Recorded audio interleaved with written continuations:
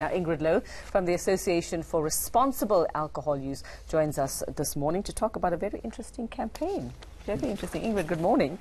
And thanks for coming in. Now, we ran a story earlier about this, was it a drive-through bar, a drive-through watering hole, a pop-up bar on William Nicol? That was your campaign. What was the thinking behind it? And it's come in for some criticism until people realized what it was. So tell us about that. So it was the launch of our festive media campaign, which is with the focus on drinking and driving.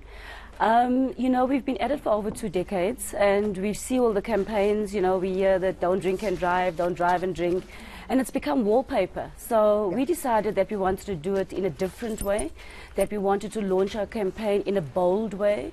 And we thought, well, let's challenge the thinking.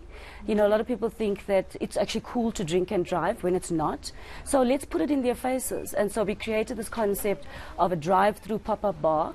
And we got South Africans talking, and they did. Some of them were just furious about it. Some of them were questioning how we managed to get a license, and some were just totally disgusted. But I think the key aim there was to really get them to talk about it, and I think we were able to do that. But talk about it is one thing, but you wanted them to talk about it, create awareness, but then hopefully change behavior. Absolutely, absolutely. So we're saying it's become too normal in South African society for us to have a drink or two and jump into our car. We've become desensitized to all the messages, you know, the finger wagging, the shock tactics, the mangled car on the side of the road with the white cross on it. We see it. And we continue nevertheless. So we really wanted to flip that on its head.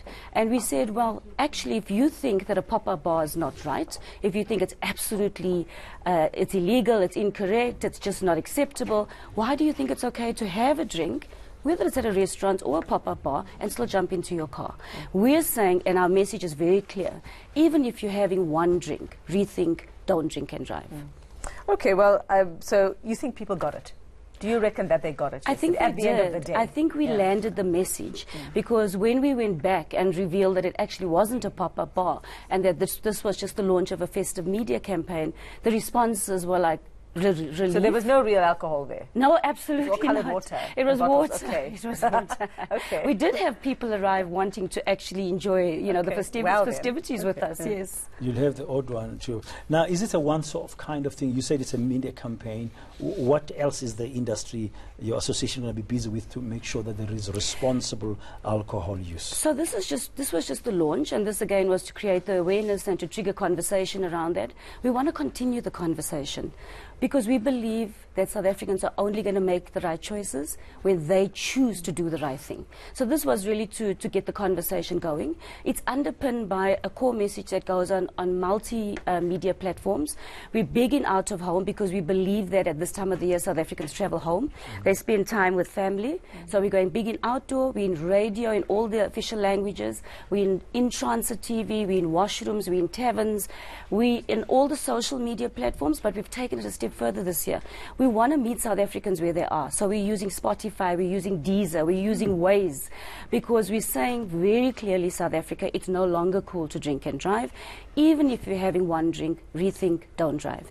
Let me also say that this campaign is also focused on drinking and walking, because 40% of road fatalities is pedestrians. So we've got a very focused message that goes into the townships where that's prevalent, and we're communicating the message about don't drink and walk. Now, I'd like to know your thoughts, Ingrid, on targeting the youth, and it sounds like using all those trendy things these days, that you are trying to get the message through them. But very interesting discussions we've seen recently about alcohol in the home. We've seen the debate about Western Cape schools and whether to have alcohol on the premises for functions and all of that. Are you targeting maybe, or is it time to maybe have a discussion around what happens with parents, what kids see their parents doing, growing up with alcohol in the home, because it's there, you know? Everybody's had it in their homes. Absolutely. I mean, underage drinking is a major issue, and it's something that we as Aware.org is concerned about. We have targeted programs that we're rolling out at grassroots level, and we're also saying to parents, you need to take responsibility.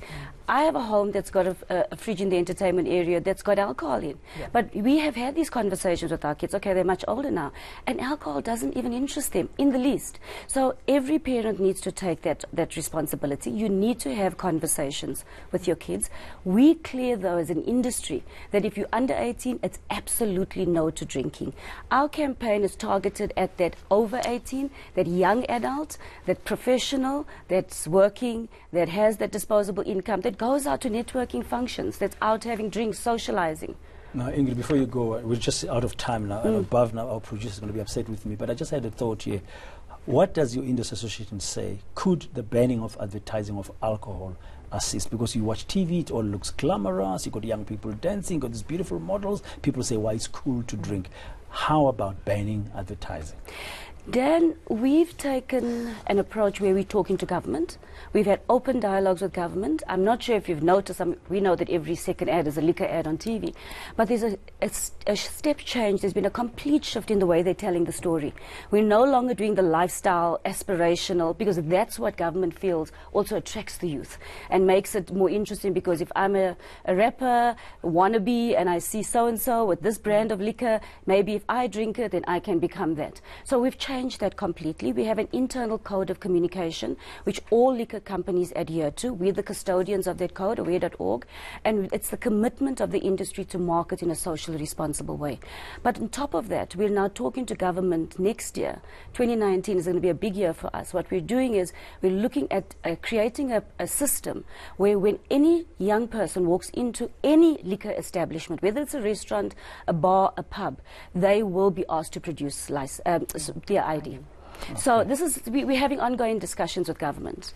At least the industry is aware of the impact that advertising does. That's encouraging. In terms of alcohol. That's encouraging. Thank you very much, Ingrid Lowe from the Association for Responsible Alcohol Use.